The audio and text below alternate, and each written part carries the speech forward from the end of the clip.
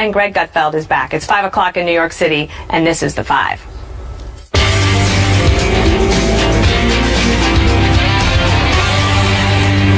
Hillary Clinton took heat for calling Trump supporters deplorable, and now Bill Clinton is probably not helping things by saying this. The other guy's base is what I grew up in. You know, I'm basically your standard redneck. The former president also took aim at the Fox News Channel viewers. He recounted a moment during the primary when the Clinton camp knew they couldn't hold West Virginia. I went down to West Virginia to talk about this because she said, there's no way we can carry it now, is there? I said, no way. I said, you know, first of all, they only watch Fox News. Now, I think that he meant that as an insult. It wasn't. But he calls himself a redneck, basically. Yeah, no, it's actually, if you think about it, it's a compliment because he just said all of Trump's supporters are capable of becoming a two-term president because he grew up with them. So that, I don't think he meant it as a compliment, but it actually could be looked that way. Look, Bill Clinton is lucky. He has what's called the PPP, which is called the progressive pig pass.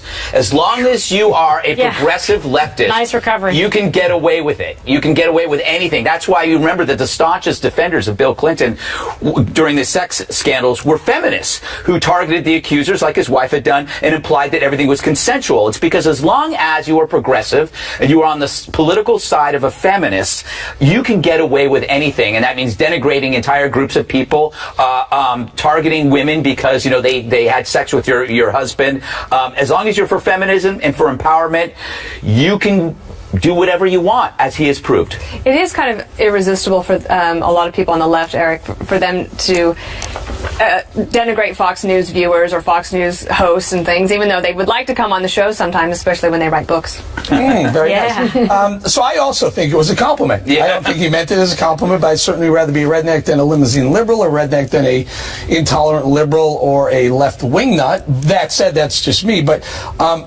he's getting pushback because he's lumping all the group as a certain type. He's typecasting the whole group. And as you know, when you do that, you can be considered racist, sexist, Islamophobic, or whatever. Moving on. Months ago, I said they should pull Bill Clinton off the campaign trail, and they should. He fought with a Marine. That was bad for her. Oh, I forgot about that. He called Obamacare this crazy system. That was bad for her. And now this is going to be termed bad for her. It's time to pull him back. Or if you're a GOP Republican, keep him just what he's doing. Right, and he is very popular, Kimberly, like amongst Democrats, and actually I think he's kind of one of those characters that because he has that charisma, you are drawn to watch him and listen to what he says. I don't necessarily think he's a huge drawback for Hillary Clinton, but I'm sure that her campaign, every time he goes out, they might just hold their breath to see what the tapes are going to send back. Yeah, it's like the gasp. They're like, okay, what's going to happen next? But he is popular. I mean, he really is. There's people, Republicans, that like him too, in certain circles. But when he goes into a crowd, whether it's a small room or a big room, he knows how to work it. He's always been a very good politician and knows how to get it done. He's more popular than she is. That's the thing. So, obviously they're going to try to use him because they're down to Al Gore, Climate Gore. They've got a few people. They've got Tim Kaine. I don't know how much good he's even really done her, to be quite honest. He didn't do a good performance during the debate. But so you see with something like this, like they're going to put him out there. He is a former president, so he's still a resource. But all of this information that's coming out is just, there's such a huge stack. You're like, whoa. It's like cramming the night before the exam. There's so much. You're like, where do you even get started going through the list and the litany? And as for rednecks, look, I like guns, I like religion, I like my beer, but with a lime. So, and I like men who work with their hands band players, guitar players. Yep, we do. We like them. We do. Juan, is it hard for Bill Clinton to be both a former president and a statesman and a partisan trying to help his wife get elected to the presidency? No, I think he's a big fan of his wife. I think he No, I know. But I mean, like, in terms of, he has, as a former president, that comes with some responsibility, or I would say some ability to sort of be up above partisan politics, but when he goes out on the campaign trail, he ends up making a statement like this that would seem... Well, by the way, I think this statement is totally being misinterpreted by all of you. About Fox News viewers? No. What he said was, he's saying to his audience, I mean, you can read the transcript. He says, tell them I want them to be a part of America, to feel included, to not feel isolated I agree with or that, pushed right. to the side. That's what Bill Clinton was saying. And then he comes back and says quite explicitly, we need people. We want them to feel that they're part of America and that they're not being somehow, shunned or demeaned by the conversation that's going on in the Democratic Party. That's what he was saying. Like basket of deplorables? Basket of deplorables, by the way, she was right. But I'm just going to say, I just think on this very one, nice. Right about what? she's right that some people who have very harsh attitudes about blacks, about gays, they have deplorable attitudes, okay? She said half of Trump supporters are a basket. She apologized for saying half. She did not apologize for saying deplorables, because I think there are some people who have deplorable attitudes on the far right. Deplorables in every organization. Well, fine, then you agree. Every Fine. part. But I'm just Every saying, in part. terms of what Bill Clinton said that I would Dana's say that talking half about. of the people that voted for Trump, there was somewhere, what do you I would 20 never million say votes? that she was right and that 13? people are deplorable There and are some also deplorable people in this irredeemable. world. That's not But I'm very just saying, in Christian, terms is it? of this segment, what we're talking about with Bill Clinton, what Bill Clinton said was very clearly, tell people who are, as he said, grew up with him in rural Arkansas or wherever, Yeah. tell them they're part of America. We need them. We want them to progress. And when he was talking about West Virginia, he pointed out he won West Virginia twice. Right. And then he said, that's why I don't believe that we can't, Hillary Clinton, No, and go that's back true. and I win. mean, there's a reason why George W. Bush and his election effort and the re-election in 2004 went back to West Virginia Yes. over and over again because it was on the cusp. Correct. I think now it's reliably a red state for now, but it could change. The unspeakable truth here is that Bill Clinton would be a Fox News viewer if he wasn't married to Hillary. He might be a If Fox you remember, News If you viewer. remember the mid-'90s, I mean, when you think about how the Are you country has stating that for shifted. obvious reasons? What? I didn't hear you. Why Bill Clinton would be a Fox viewer? Because he was reliably center-right in the 90s, and I think that he has more in common with Fox News than probably CNN or MSNBC. But if I were Hillary, I would send him to Club Med for the rest of the month in a small country, make it clothing optional to save him the time of packing. Well, that would be, that's a good way to take carry-on luggage. Yes. And not have to pack a bag. There's another controversy that's swirling today. I'm going to try to set this up and then we're going to talk about it. It's regarding some WikiLeaks emails that were released, and in particular, this conversation between two Hillary Clinton staffers about Catholics. And whether this is true or not, I guess remains a question. But here is apparently what the emails that were released said. Basically saying that Catholics have a bastardization of the faith. They're totally unaware of Christian democracy, socially acceptable, politically conservative religion, that they don't know what the hell they're talking about when they talk about Thomistics. And it gets a little bit complicated and detailed. You can read these emails. We'll have them for you on our Facebook page. And they've been talked about all day. Now, Greg, the Catholics as a voting bloc, which you grew up Catholic, Right. but you do not profess to Right. be a part of it anymore. So Jennifer Palmieri, one of the staffers on this, says she does not recognize the email. In fact, I think that we have her on tape saying that earlier today. I'm a Catholic. I don't recognize that email that we saw. We're not going to fact check each of the emails that were stolen, hacked by Russian-led effort, and then leaked by Russian-led effort in an effort to hurt our campaign. So we have a situation with WikiLeaks continuing to put out a whole bunch of information. Right. WikiLeaks, which is basically finding hacking into emails, releasing them, the campaign saying that they don't know about it, and the Catholics saying this is actually a deplorable thing to do to the Catholic religion. What do you make of all of it? All right, well, it's two different stories. Number one, does anybody really believe this is coming from WikiLeaks? WikiLeaks is the receptacle. That's like a child who thinks money originates from her dad's wallet. It doesn't. It is being sent to WikiLeaks, and then WikiLeaks releases it. If it's Russia, it's something that we as a country should be concerned about. And just because it happens to target a candidate you don't like isn't enough for me, because when they're done with her, they're going to come after everybody else. And if you work in industries, let's say, that are affected, that the left believes affects the climate, if you work in the oil industry or automotive industry, you could be targeted for this. That's the first part of the story. The second part is, in general, religious people are seen as freaks by the media because the media is so detached from them. I've been on both sides. I've been, Catholic for 12 years and so on. But I can tell that they see, in the media, generally they see people who are religious as Martians. They don't understand it. The interesting thing, Eric, I look back on some of the numbers, and so Catholics as a group have not voted for Republicans as a majority since 1984. And the Trump campaign did jump on this today, I think, trying to say, look, this is how they talk about you behind closed doors. Do you think that you can turn that around with the Catholics? First of all, I'm going to say I'm a Christian, I'm a Catholic, and I'm highly offended by the comments. Highly offended by it. Practicing every day. I think what the theory was, and I think what they were going for, was to divide and conquer. Let's divide Catholics from evangelicals, or divide Catholics as a subset of Christians who are bastardizing Christianity. That's highly offensive, and I think this is going to blow up in their face. I think if you're on the fence, if you're undecided, and you're Catholic, even if you're Christian and not Catholic, you have to take offense to this. Here's why. If President Clinton, Hillary Clinton, is going to stack the Supreme Court and the federal judicial system, will your religious freedoms come under attack? A lot of Catholics and a lot of Christians believe that under Clinton, that may become an issue at the Supreme Court level. I would say this is a net negative for Hillary Clinton, big time. I saw Father Jonathan Morris speak twice on Fox about this, and he was very passionate and eloquent, talking about the importance of freedom of religion and what we see happening throughout the world. And you see genocide against Christians, and this is a time that the United States should be leading and protecting faith and religious freedoms with everything that we have in our Constitution. So these emails, I think, are very damaging. I do not believe her when she says she did not send them. I think it's convenient for them to say and blame it on the Russians, because that ties Trump into Putin. It's clever, but I don't believe it. When I hear her say it and I saw her saying it, I don't know. It just seems very convenient. So WikiLeaks went through and edited how many 20,000 something plus emails, maybe even more.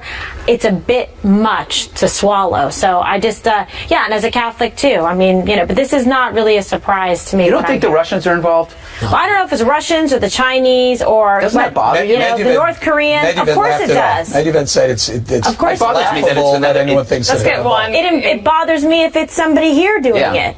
Well, let me just tell you, this is such a bizarre conversation because she didn't write the email. The email comes to her from a guy who is interested in the relationship of Catholics and politics, and especially big donors and the like. And he's saying this. Jennifer Palmieri didn't say it. Nobody in the Clinton campaign said it. Then she responds and says something about, well, maybe these folks who are becoming Roman Catholic don't want to become evangelicals because their rich friends wouldn't understand it. That's all it was said. So all this stuff about I'm deeply offended and this is going to explode. If someone says something racist to me, Juan, I say number one, this is not racist. This is not anti-Catholic. I don't continue the conversation with a racist. You are missing the point here, Eric. This is not anti-Catholic. Really? This is simply saying, and we have these freedoms in our country, if you have a difference of perspective or theology, you can express it, and you can say, hey, somebody is playing a social status game in terms of saying they're comfortable becoming a Catholic as opposed to becoming an evangelical. It's almost saying, why are they doing that?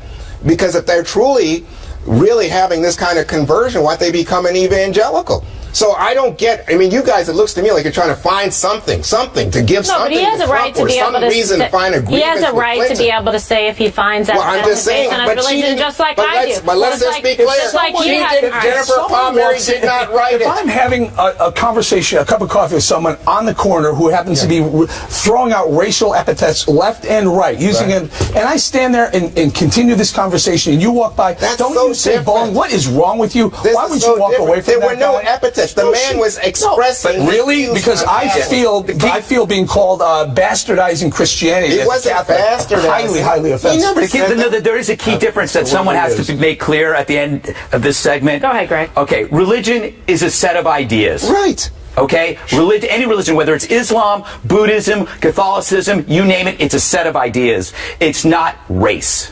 Thank God. And it is. Nobody on her campaign actually wrote the bastardization of faith. That was someone from outside. So we should. Right. I'm not suggesting she wrote it. I'm suggesting that was the comment that was made, and Palmieri, whoever it was, the campaign continued an email conversation with someone who was saying highly offensive things to a group that I'm part of. All right, coming up, did WikiLeaks reveal a major case of mainstream media bias? New email suggests journalists are coordinating with Clinton's campaign. We'll have details next.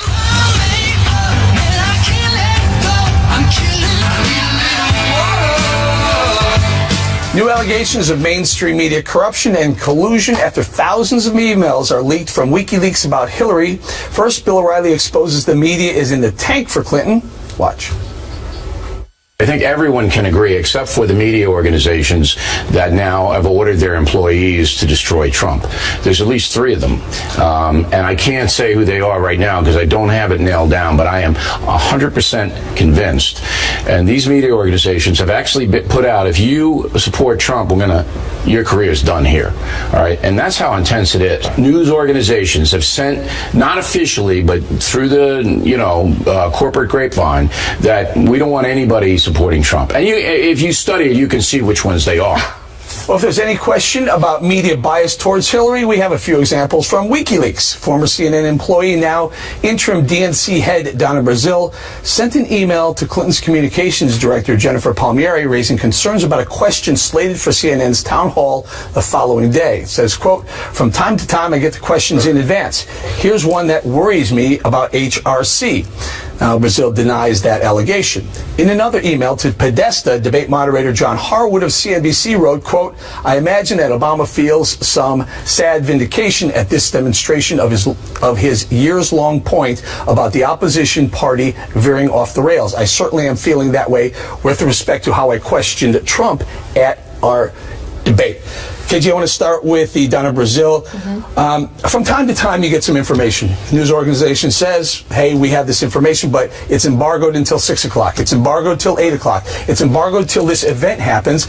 And as a personality, as a journalist, opinion maker, we hold the information. It's on us to do it. I have a real problem with Donna Brazile sending the question that ended up being asked by moderator Roland Martin the very next day at the town hall, almost word for word. She sent it along to the Clinton campaign. Yes, well, that is the allegation. Donna Brazile has, to be fair, has released a statement saying that she, in fact, did not do that, would not do that. I mean, I know her a little bit. Dana knows her better. But obviously, any suggestion like this, whether it's Donna Brazile or someone else, trying to help or give a leg up to a campaign by feeding information would be inappropriate, would not be the right thing to do, ethically speaking, as a journalist. So it's one of the things that's flagged in some of this, whether you see it's collusion between DOJ or between other media personalities or entities, that sort of basically feeds into the Trump narrative of what he's been trying to say about the crooked media, the mainstream media, that is 3 against 1. We saw that kind of in the debate. Dana Hadaskold at Politico writes up this exact story, talking about, and she shows the 2 emails, one from Roland Martin and the one from that Donna Brazile forwarded to the Clinton campaign, and they are word for word with the same capitalization, almost the same punctuation. So I don't know and what happened here specifically. I've not spoken to Donna, but she and I are very good friends. I would add this. So Donna Brazile, it's not unknown to people that she before she took over as the chairman, she was both the vice chairman of the DNC, while at the same time a CNN contributor, while at the same time a Georgetown professor, while at the same time a public speaker, and she also has her own company. Many hats. She has a lot of different hats that she wears. Okay, it's not like she was running the 4 p.m. newscast at CNN. CNN is very comfortable having specific spokespeople for particular candidates on their network talking specifically about those campaigns, and I am sure, because we've seen it on CNN before with these particular people, they talk directly to the campaign, especially Donald Trump.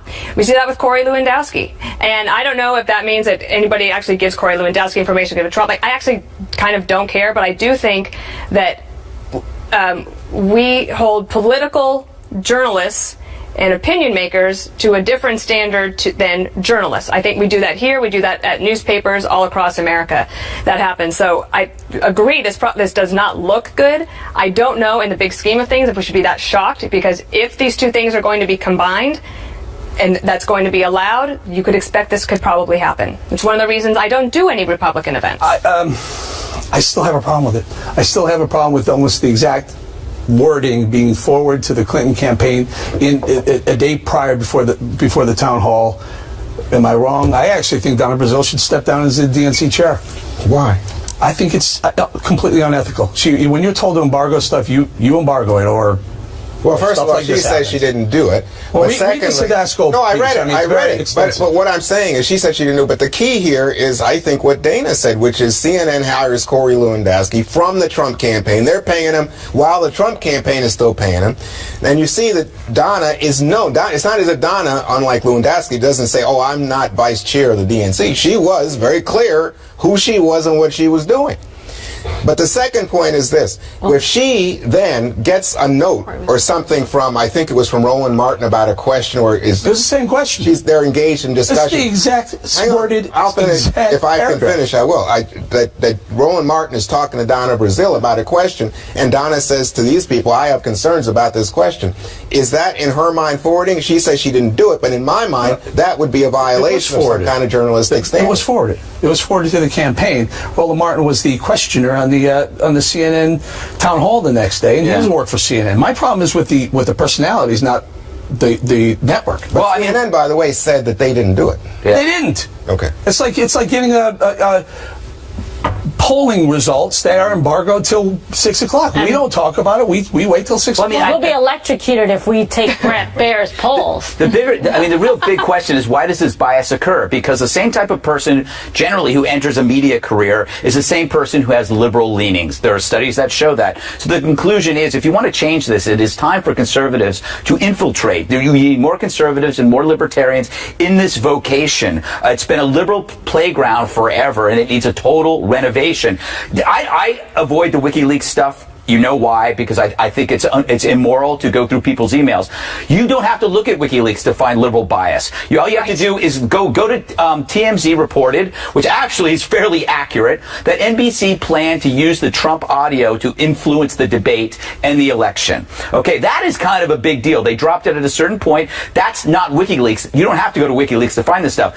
Now, if there was damaging audio of Hillary, would a network have dropped it? Probably not. The media targeting a liberal would be like a parent booing their own child at Little League. There you go. We got to leave it right there. Up next, continuing our discussion of Hillary being held accountable.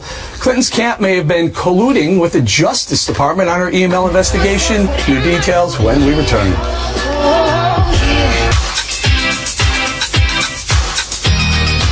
Stunning developments in the Hillary Clinton email investigation. Newly released documents from WikiLeaks show a Clinton campaign insider appeared to have discussions with sources inside the Justice Department about ongoing open records lawsuits regarding Hillary's emails.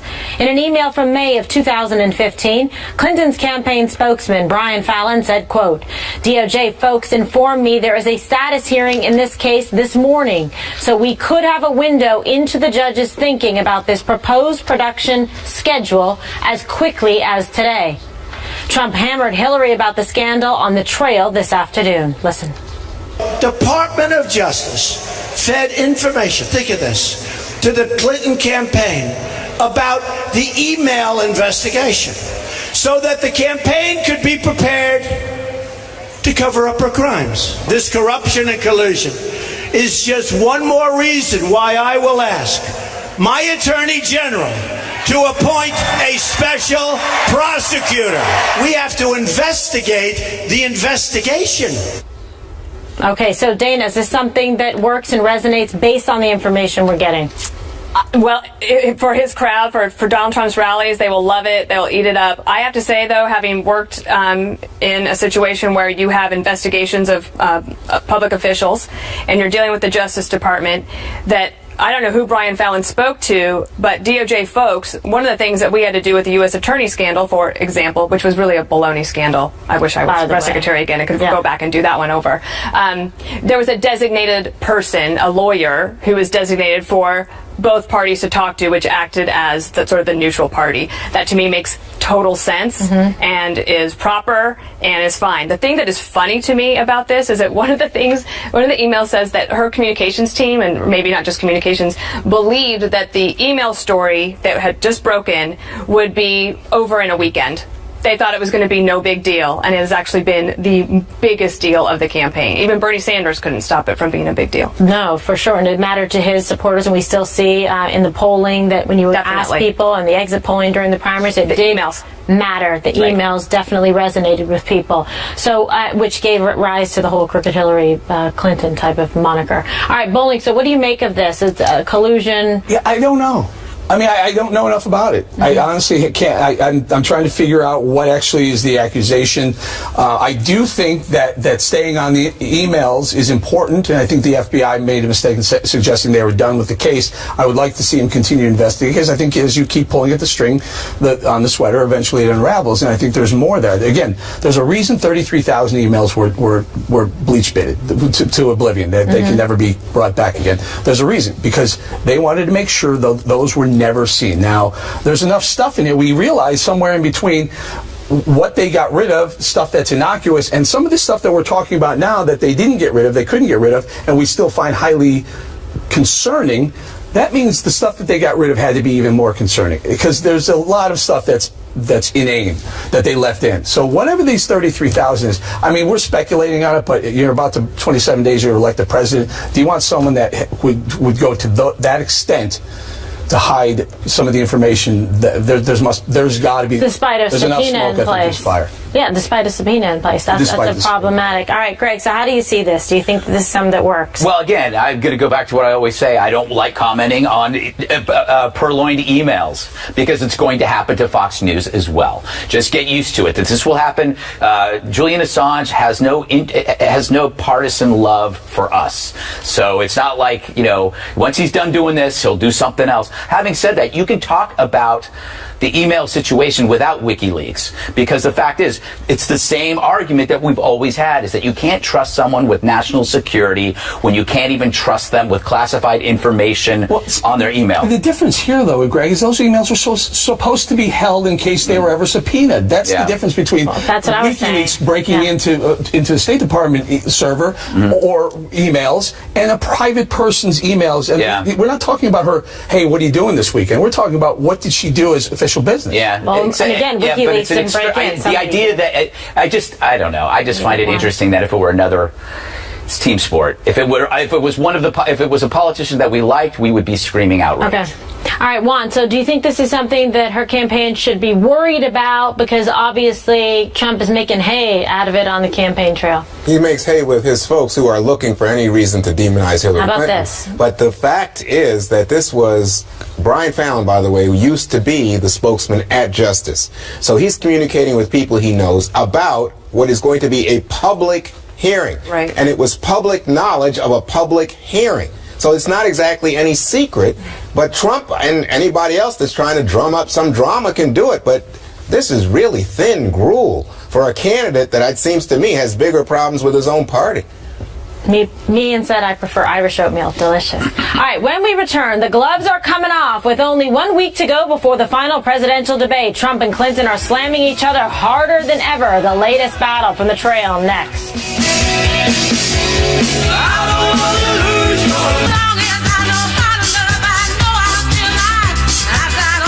We're just 1 week away from the election's must-see event, the final presidential debate. It will be moderated by our very own Chris Wallace, fair and balanced. That's next Wednesday night right here on the Fox News channel. Ahead of the big showdown, the rivals are not scaling back on their attacks on each other. Watch this. The WikiLeaks emails show that Hillary Clinton's staff even has to give her secret notes on when she needs to smile. Smile, Hillary, smile, smile. You believe it? Smile. Let Hillary Clinton stand up here for an hour and talk the way I talk, and let's see how long she lasts. His campaign said today that they're going to use a, quote, scorched earth strategy for the remaining 4 weeks of this race. Now that just shows how desperate they are. That's all they have left. You do have to feel a little sorry for them. They've had a really bad couple of weeks. Greg, this anticipation for this debate comes at a moment when it looks like Donald Trump is falling behind in the polls in all the swing states. So is there any reason why you think Donald Trump would say, "Oh, I don't care. I don't want to bother with this debate"? Oh, no, he knows this is important. This means everything to him right now. I think he has to strike the same tone he had last week, which was was it a week ago? I can't remember. Yes. I can't read this 3 days whole ago. year. Fried my brain. But I think that he's got to be. He can't be restrained, but he can't be aggressive. He has to get right in the middle, and he's got to stress one thing when they come after him: words versus deeds. That seems to be the most effective way of dealing with the attacks on him. To say these are words.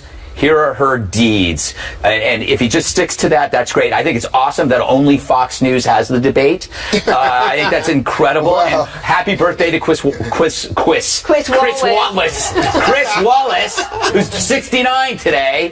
Oh, my God. Good for him. Happy birthday. And Hillary's in leather. Mm-hmm. Yeah, so... you took all my points. Yes. He took all of your points, huh? I have just one other thing I could add, which is that Chris Wallace, as you know from doing Fox News Sunday, you do it more often than anybody here. He is the kind of person that when he asks a question, you want to get the answer right. And he knows his stuff very well. And there are some specifics, I think, that Donald Trump could take advantage of. For example, this question of the new tax review study of her plan that said it would cost 700,000 jobs. I mean, there are specifics that he did very well in the second debate when he was talking about Obamacare. When he drilled in on those, I thought that was some of the most effective, so that if he can have some of those in mind going into this debate, he'll probably do better. So, Eric, one of the critiques that comes from the left is, he's just going to have the scorched earth approach again. Why put that on TV? What do you think? Well, he's taking a page from her playbook. She's the one who invented scorched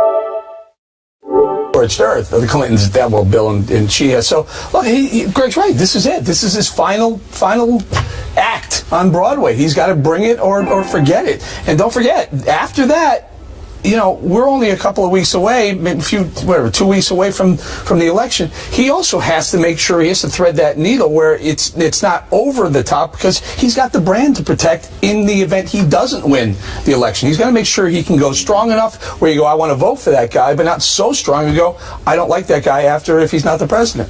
Boy, that's an interesting point. And Kimberly, I think as USA Today said, the unprecedented historic number of Republicans moving away, that he has to speak to the base as well. He does, yeah. He has to survive 20 seconds, now 5. He has to speak to the base. He's got to make sure, though, to bring some new people in. I think he wants to try to win this election badly, and I think he's going to go at her hard on Monday because it worked well for him last time. All right, up next, The View's Joy Behar lands in hot water over her controversial remarks about Bill Clinton's accusers.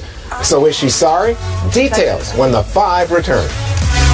Trump invited women from Bill Clinton's old scandals to attend the presidential debate. The next day, the ladies of The View got into a heated exchange about why Hillary didn't address her husband's sexual assault accusers during the event. The ironically named Joy Behar, now under fire for her remarks. Let's watch.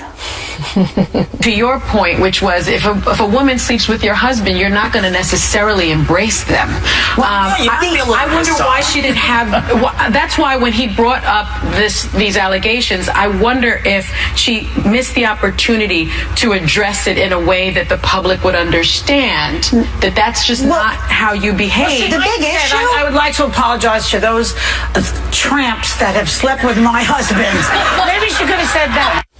After being criticized for calling the accusers tramps, Behar apologized, saying she was just kidding, which would have made sense if what she said was actually funny. Dana, from a communications perspective, should she be disciplined like Billy Bush was? You mean fired? Well, I don't know. Was he fired? Or I don't know. I don't know what the status is over there. Suspended indefinitely. Suspended indefinitely sounds like a pretty. I mean, calling victims of such tramps is not very nice. She apologized. I think that's probably fine. Okay, Eric. It's almost like saying the rape victim got raped because of the short dress, right? Yeah. Like that. Yeah, pretty well. Yeah, instead of blame the rapist, blame the victim. She's a comedian. She can say these types of things. That you have that umbrella that allows you to do that. What would happen if he said it? I don't think she should be said. Little funny one over here. What if he said it?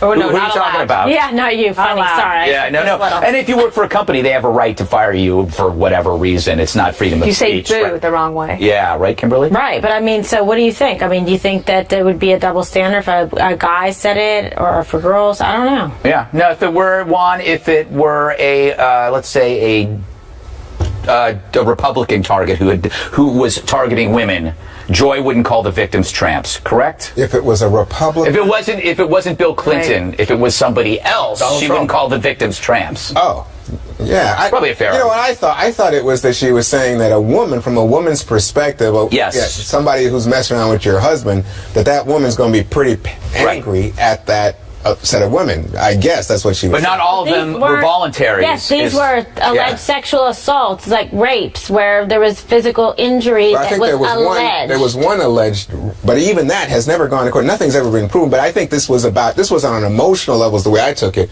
Like it's an emotional conversation about women who are messing around with your husband. So, but I didn't think it was in good taste. If that's the question. Yeah, I mean, if you look back at in the late '90s, the staunchest, I said this before, the staunchest defenders of Bill Clinton were feminists. I mean, because he had the pig pass.